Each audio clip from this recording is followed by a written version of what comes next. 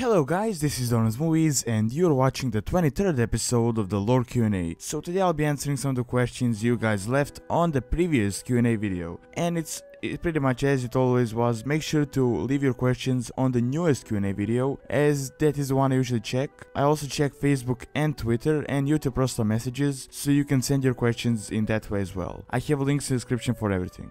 Okay, so let's start. Epic Ninja Nerd 7 asks, what will be the best expansion for Horde versus Alliance scenario? I mean like Warcraft 2, Vanilla and Landfall, Mist of Pandaria 5.1. World PvP / open world between Horde and Alliance. I don't really see an expansion like that coming anytime soon, mostly because the Alliance and the Horde just banded together and fought together, so they have some sort of a peace. Plus, Vol'jin is the leader of the Horde, and if you couldn't tell, he isn't really all that bloodthirsty or like a warmonger like Garrosh was. So he isn't always looking for war, he's kind of more a peaceful ambassador type of a person. Now, of course, I mean, there is going to be PvP, I mean, it's World of Warcraft, there's always PvP in the game, it's a major part of the game, but it isn't really in the lore. I mean, lore-wise, the Horde and Alliance are in good relations right now. And it is a bit hard for me right now to speculate what the good expansion for PvP would be like. It's mostly because, I mean, Warlords of Draenor kind of came out of nowhere and no one really expected Warlords of Draenor. I mean, we're going back 35 years ago in an alternate universe. It doesn't really make any logical sense after Mists of Pandaria. I was expecting, honestly, something more as in Nagas or something similar to that. That would kind of be a logical progression, but I mean, they came out of nowhere, and I see that they're trying to do something new for World of Warcraft, like in sort of to keep it fresh. So, I mean, it's kind of hard to speculate what will be after that. But my speculation is that there will be something happening with Sylvanas, as they said that something is going on there, and it's kind of even been a bit more confirmed, like there was a bit more solid stuff in the war crimes. When she invited Veressa and she kind of wanted to rule by herself and all of that. So could be something with her happening afterwards, but we can't really tell. I mean, there isn't really anything solid on that so far, and as far as we know, we're just gonna go to Warlords of Draenor. But so far, I don't really see a good PvP expansion coming soon, mostly because Vol'jin is the leader and Varian is kind of a more diplomatic person right now, so I don't see any major PvP stuff coming out soon. Alright, next, Buddy Ace asks, after the events of Warcraft 3, did we ever see Rohkan again? Okay, so for the people that don't know who Rohkan is, he's the troll from the Ragefire campaign in Warcraft 3, and now he hasn't really made an appearance in World of Warcraft too much. He was an NPC in Northrend, but it was kind of a minor role, and he did actually make an appearance in the novel Cycle of Hatred, and Cycle of Hatred is actually between Warcraft 3 and World of Warcraft, so there's like a 4 or 5 year gap, I'm not certain, but he actually made an appearance there. It wasn't a huge appearance, but he kind of worked as a scout for the Horde, which he worked previously as in the Ragefire campaign.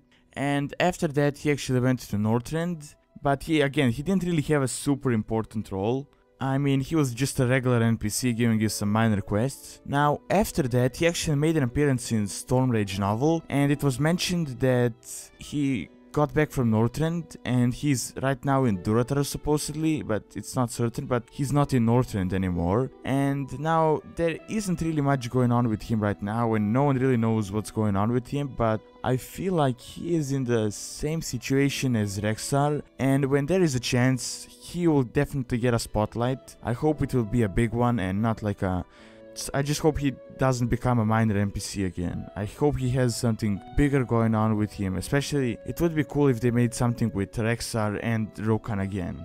Okay, next on, Julian asks, how was Arthas able to defeat Illidan when he was losing power? So I can see how this can be confusing. I mean, in Warcraft 3, Arthas and Illidan first fought in Felwood, I believe, and they were kind of equal. I mean, none of them actually won. I mean, in some logical way, like a logical progression, Illidan should have been stronger, a lot stronger than Arthas, because at that point he was 10,000 years old, and I mean, while Arthas was like, what, 20-30 years old? Even though Illidan spent a bunch of time in jail, like 10,000 years, but before that, in the first war, he was a major warrior. I mean, he was really strong, so he should have been stronger than Arthas in some logical way, but the thing is, they actually fought again in Northrend, and it did make sense that Illidan should have won at that point as well, because he did consume the Skull of Gul'dan, he went into the Tomb of Sargeras, and he pretty much turned almost into a demon, and he was a lot stronger than before, and before he was strong as well. While on the other hand, Arthas was getting weaker and weaker, and he should have been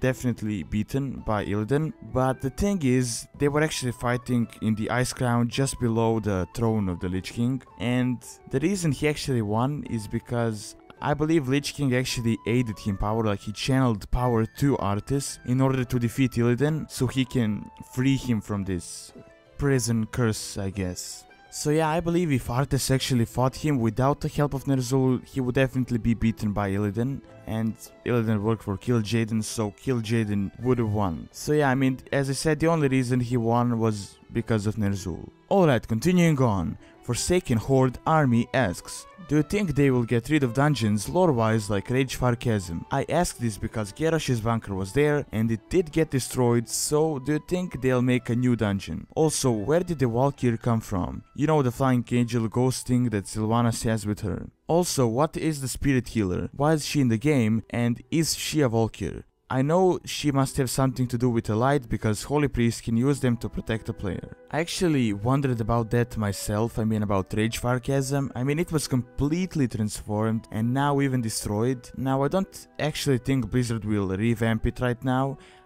like make it a new thing, because they're kind of focusing on making new revamping new previous dungeons into new dungeons, and they did work on Ragefire Chasm like a bunch of times by now. And also lore wise, I guess the dungeon would be shut down, as it wouldn't really make sense to have anything there right now because it was completely destroyed. So I feel like it should be shut down.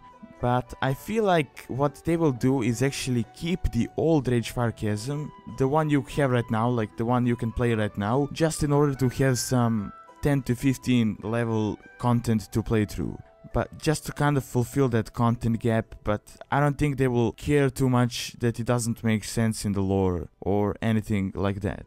Okay, so for the spirit healers and the Val'Kyr, well, these things are kind of like a weird loophole in the lore, and spirit healers really don't have all that much lore around them, and they don't make too much sense in my opinion. Now in the lore, I mean, there is no way you can just die and then just get resurrected and return, so for a lot of people it's kind of just a game mechanic, it's not really a lore thing. Now the thing is that there is like a spiritual plane in the world, and that the spirit healers reside there. Now a lot of people say that it's similar, if not the same, as the Twisting Nether, as the Twisting Nether is kind of like a demon plane as well, so it's kind of like a plane together with the world as well. Even though, I mean, the demons from the Twisting Nether don't attack the spirit healers, even though people say it's connected. So I don't really see much of an explanation behind them, but I just kind of consider them a game mechanic. Now on the other hand, there are the Val'Kyrs, and they are pretty much the spirit healers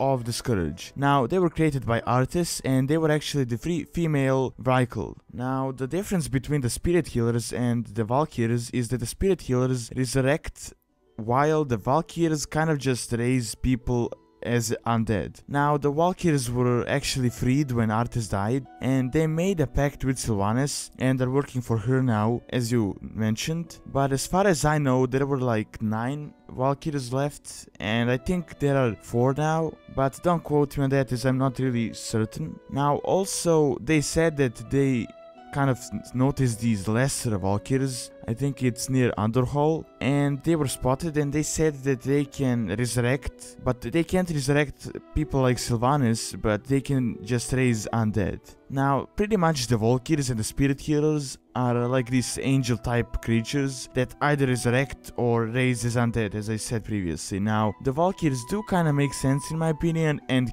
I can see how it works, while on the other hand I kinda consider the spirit healers just as like a game mechanic thing. Okay, next on, TheCoolest asks, Doron, what RP server do you or did you play on? Okay, so I noticed that this isn't really a lore related question, but I guess I just wanted to put it out there because I get a bunch of questions like these. So my main character right now is on Death's Brotherhood, and I spent a lot of time on that server. I've been playing on that server for like 4 or 5 years now, I believe, and I kind of RP'd for like 4. a bit over 4 years, but I haven't really done too much RPing lately because I didn't really have too much time, and if you RP'd before, you know that RPing consumes a lot of your time. Now, I mainly RP an orc, and it is in the Orcs of the Red Blade Guild, if you heard of that one. Now, I started also leveling a shaman a few days ago on the Argent Down realm, and it's mostly just to have like a character on a different realm, so not all my characters are on just one realm. So, if you guys want to add me, you can, but I don't really add anyone on my Battle.net ID list, but if you want to add me, I'm gonna put a link of my character name on the screen, so you can add me there. But yeah, I don't really play that much on that character on Argent Dawn, but if you wanna play with me, you can just add me there. Okay, and the last question is by Lich Killer Lime, and he asks, why did they charge Garrosh with forced pregnancy? So, I see how this can be a bit confusing, mostly because Garrosh didn't really commit that crime that he was convicted of. Now, it was mentioned in the novel War Crimes, and they brought Alexstrasza to witness Garrosh's trial, and they kind of accused him of forced pregnancy as one of the